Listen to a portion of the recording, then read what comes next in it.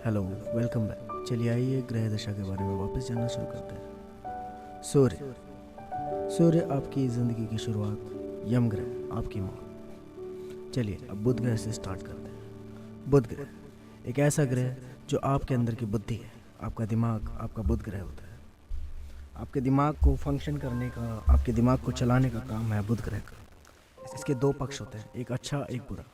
यदि आपकी बुद्धि आपको विकास की ओर लेके जा रही है तो आप सही दिशा में जा रहे हैं। यदि आपका बुध ग्रह सही है, आपका बुध ग्रह सही काम कर रहा है, तो आपकी बुद्धि आपको सही राह दिखाएगी, सही की ओर लेके जाएगी। यदि आपका बुध ग्रह खराब है, यदि आपका बुध खराब हो रखा है, तो आपकी बुद्धि आपको विनाश की ओर लेके जाएगी। विनाश काले विपरीत बुद्धि।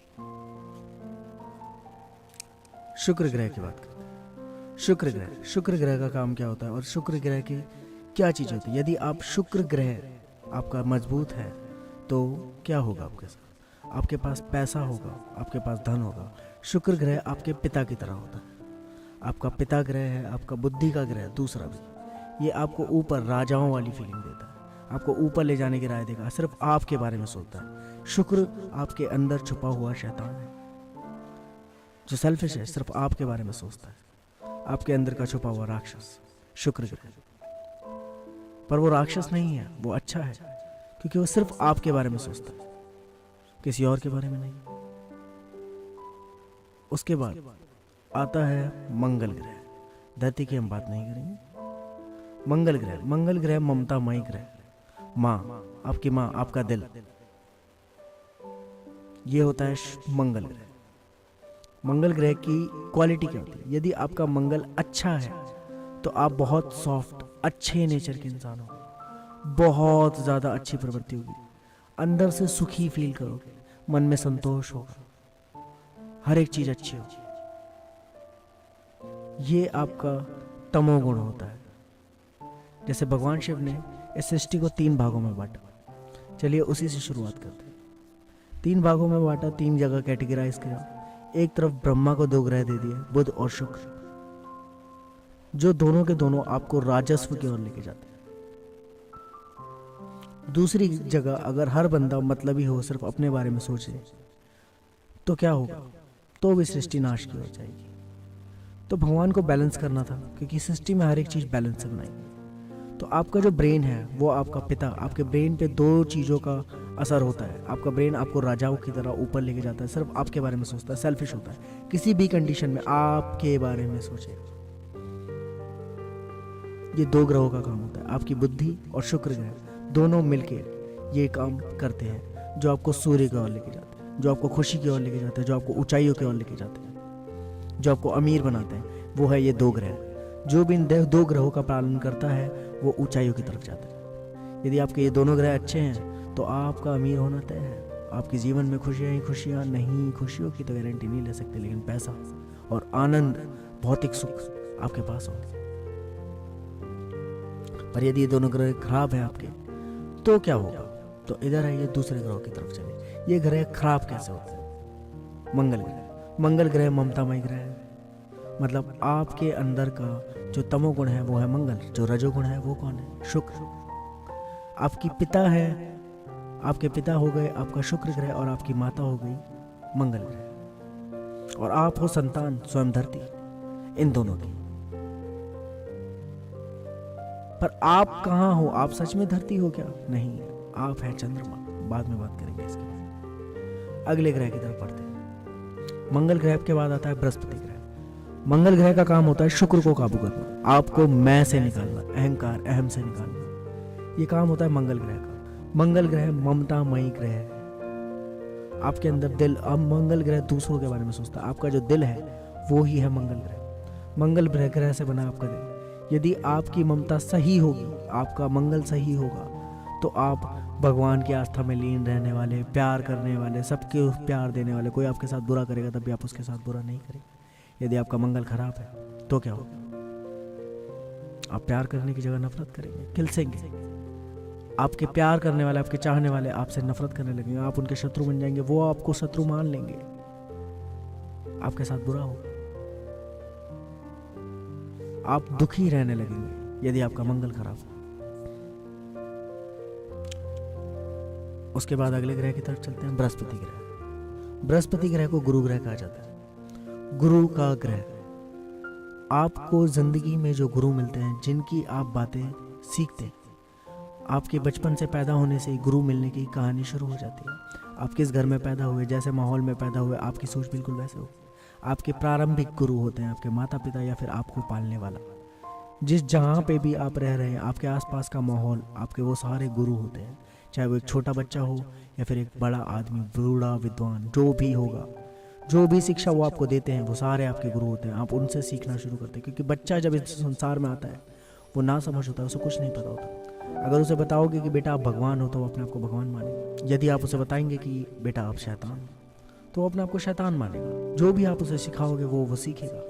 बच्चे का अपना कोई ब्रेन नहीं होता। आपके कर्मों के हिसाब से डिसाइड किया जाता है कि आपको कौन सी जगह फेंका जाएगा। अमीरों में, जहाँ पे सोच पे कोई पाबंदी नहीं, या फिर गरीबों में, उसके बाद भी आपको भौतिक सुख दिए जाएंगे या फिर आपको हर सुख से संपन्न किया जाएगा। कुछ लोग तो जिनका मंगल खराब हो जाता है, जिनका शुक्र अच्छा है, बुध अच्छा है, लेकिन मंगल खराब है, तो उनको कभी प्यार नहीं मिलता। उनके पास सब कुछ होता है लेकिन वो खुश नहीं होते, क्योंकि उनका मंगल खराब हो गया। सब कुछ होने के बाद भी उन्हें दिखाई नहीं देता। खुशियाँ उनके आसपास दौड़ रही होती है, लेकिन मंगल खराब होने की वजह से वो खुशियों को देख नहीं पाते। जब आपका ग्रह बृहस्पति गुरु खराब हो जाता है, आपके आसपास के हर इंसान गुरु है आपका, तो सोच समझ के इंसानों के करीब जाया कीजिए। यदि आपको लगे कि उसके विचार आपको कुछ अच्छा सिखा सकते हैं, तो आप उसके पास जाइए, वरना मत जाइए। क्योंकि गलत ज्ञान आपके मन से कभी डिलीट नहीं होता, वो आपके अंदर एक फाइल, एक मेमोरी की तरह पड़ा रहता है। एक बीज है जो आपके अंदर बो दिया जाता है, जो वक्त पड़े पे सामने आता है। जैसे बच्चे को सिखाया जाता है कि बेटा किसी अनजान आदमी के हाथ से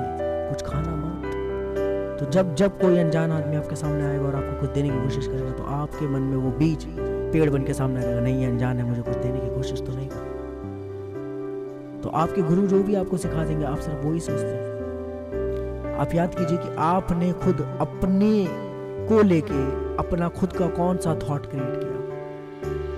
आप याद कर पाएंगे कि आपने खुद के तो थॉट क्रिएट ही नहीं। बहुत कम लोग होते हैं जो खुद के थॉट क्रिएट करते हैं। जो क्रिएटर्स हैं वो महान है, वो ऊंचे दर्जों पे। जो भी संसार में कुछ नया सोचते हैं, कुछ नया करते हैं, नया करने वाले लोग वो सारे ऊंचाइयों पे। कोई भी इंसान नीचाई पे नहीं। टैलेंट का मतलब क्या? आपका टैलेंट क्या है? या तो आप दूसरों की बनाई चीज़ों को बहुत अच्छे से करते हैं, या फिर आपने खुद की एक चीज़ की खोज करी, आपने उसे एक टैलेंट बना दिया। अब उस राह पे दूसरे लोग चल पड़ते हैं, लेकिन मालिक वही बनता है उस टैलेंट का जो उस टैलेंट को खोज निकालता है। तो आप क्या करते हैं? आप मालिक बनने की जगह सब नौकर बन जाते हैं। कमाना बड़ा आसान है, बस अपना एक टैलेंट, अपनी खोज कीजिए और उसके बाद उसे दुनिया में बेच दीजिए। एक दूसरे की ज़रूरतें पूरी कीजिए, लेकिन आप लोग गुलाम होना भी जरूरी है, क्योंकि आपको वो टैलेंट देना या नहीं देना ये भी तो मेरी मर्जी है। आपके कर्मों के हिसाब से डिसाइड किया जाएगा। तो ये है गुरु ग्रह के खराब होने के कारण। अगर आपका गुरु ग्रह खराब होगा तो आपको गुरु वही मिलेंगे जो आपकी बुद्धि को, बुध ग्रह को आपके खराब कर देंगे। जैसे मंगल और शुक्र ग्रह का रिश्ता है, वैसे ही गुरु ग्रह और बुध ग्रह का रिश्ता है। बुध आपका कैसे काम करेगा वो आपके गुरुओं पर डिपेंड करता है। ये मंगल और गुरु ग्रह ये दोनों शिव जी के हाथ में है, और शुक्र और बुध ग्रह ये दोनों ब्रह्मा के हाथ में। ब्रह्मा का काम है आपकी बुद्धि को लिखना, सब कुछ करना, लेकिन यदि मंगल प्रसन्न होगा और गुरु ग्रह साथ देगा, तभी जाके आप कुछ कर पाएंगे। अब इन लोगों के कंट्रोल के अलावा अब भगवान ने जो सृष्टि में गेम भी रचित चल रहा है, आपके दंड वगैरह देने का काम किसका होता है? 3 ग्रह बनाए हैं, शनि देव, शनि ग्रह दंडाधिकारी। उन्हें दंडाधिकारी क्यों कहा जाता है? शनि ग्रह की क्वालिटी क्या है? शनि देव की क्वालिटी क्या है? शनि ग्रह एक एलिमेंट मान लीजिए, इस शनि एलिमेंट की क्वालिटी क्या है? शनि एलिमेंट की क्वालिटी है वक्र देखना, वक्र दृष्टि, टेढ़ी नजर। यदि आप सामने वाले को सुनते टाइम, देखते टाइम अपनी वक्र दृष्टि ऑन रखते हैं तो आपका शनि अच्छा है। यदि सामने वाले की गलत चीज में आप फंस नहीं पाते, किसी की जल्दी बातों में बेवकूफ नहीं बन जाते, कोई आपको मूर्ख नहीं बना पाता, तो आपका शनि अच्छा है। यदि आपको कोई भी कहानी सुना के मूर्ख बना लेता है तो आपका शनि खराब है, क्योंकि आप किसी पे वक्र दृष्टि नहीं रखते। आप 100% सब पे यकीन करेंगे यदि आपका शनि खराब है तो। और यदि आपका शनि बहुत मजबूत है तो आप अपने माँ बाप पे भी यकीन नहीं करेंगे, प्यार देंगे, सब कुछ करेंगे, लेकिन अगर वो वक्त आने पे मुकरे तो आप भी पलट जाएंगे, कोई बात नहीं, मुझे आप उनके प्यार के लफड़े में नहीं फंसेंगे। मोह माया आपका मंगल खराब करने का काम, आपका शुक्र खराब करने का काम शनि ग्रह का है। आपका मंगल खराब कर देता है शनि ग्रह। तो तेड़ जान बंद ही सब काहू, वक्र चंद्रमही ग्रसे न राहु। कि जब तक इंसान टेढ़ा होता है तब तक सामने वाला उसको ग्रसने की कोशिश नहीं करता, ग्रहण डालने की कोशिश नहीं करता। जब तक चंद्रमा टेढ़ा रहता है, एकम दूज तीज चौथुर्थी पंचमी षष्ठी, तब तक उस पे राहु ग्रहण नहीं डालता। पर जैसी पूर्णिमा आती है, पूर्णिमा की रात को ही जैसे देखता है चांद आज बहुत सीधा है, इस सीधे इंसान को देखते ही ग्रहण डालने की कोशिश की जाती है। ओह आज तो संपूर्ण सीधा है, सीधों पे ही तो ग्रहण डलता है। लोग अपनी बातों में उन्हें तो बहलाने की कोशिश करते हैं जो सीधे हैं, अपनी बातें मनवाने की, अपना झूठ उसे सत्य से भटकाने की कोशिश करते हैं, जिसका शनि खराब होता है। अब बात करते हैं राहु ग्रह की। सॉरी, पहले हम बात करेंगे केतु ग्रह की। केतु का काम क्या है?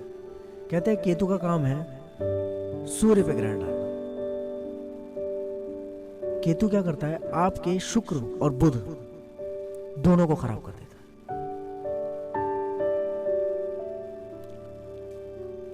जैसे शनि है, यदि वो वक्र हो जाए तो आपका मंगल ग्रह खराब हो जाता है, आपका गुरु भी खराब हो जाता है।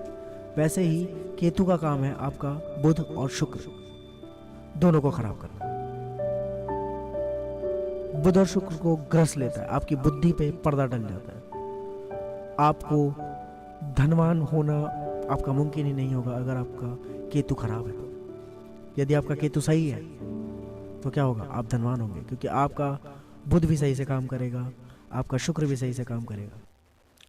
तो आपकी बुद्धि को भ्रष्ट करने का काम होता है केतु। केतु आपके कर्मों के अनुसार आपकी बुद्धि पे ग्रहण डाल देता है। तो आपकी बुद्धि पे गुरु का प्रभाव ही नहीं पड़ता, ना शुक्र ग्रह के पिता के गुण आप पे, पिता की एडवाइस, पिता अच्छे पिता नहीं मिलते कभी कभार, और कभी कभार आप पिता की एडवाइसों को समझ नहीं पाते, पिता के ज्ञान को ले नहीं पाते, आप अपने ब्रेन की सुन नहीं पाते, जो आपको ऊंचाइयों की ओर ले जा रहा है उसको आप देख नहीं पाते, आप गलत फैसले ले लेते हैं, आपकी बुद्धि भ्रमित हो जाती है। ये काम है केतु का। और उसके पास बचते हैं दो ग्रह, एक है राहु और अंतिम ग्रह है यम ग्रह। यम ग्रह और सूर्य का तो कनेक्शन है ही, आप आपस में जानते हैं कि वो शुरुआत है और ये अंत है, तो कनेक्शन सबके आपस में बना दिया हमने। पर एक ग्रह रह जाता है राहु। तो इस तारामंडल में जो ग्रह जिन्हें हम कहते हैं, इन ग्रहों में तारामंडल में कहीं पे भी, इन हमारी जो सृष्टि है 9 ग्रहों की, इसमें कहीं पे भी राहु का कहीं पे भी काम नहीं है। तो राहु कहाँ क्या कर रहा है?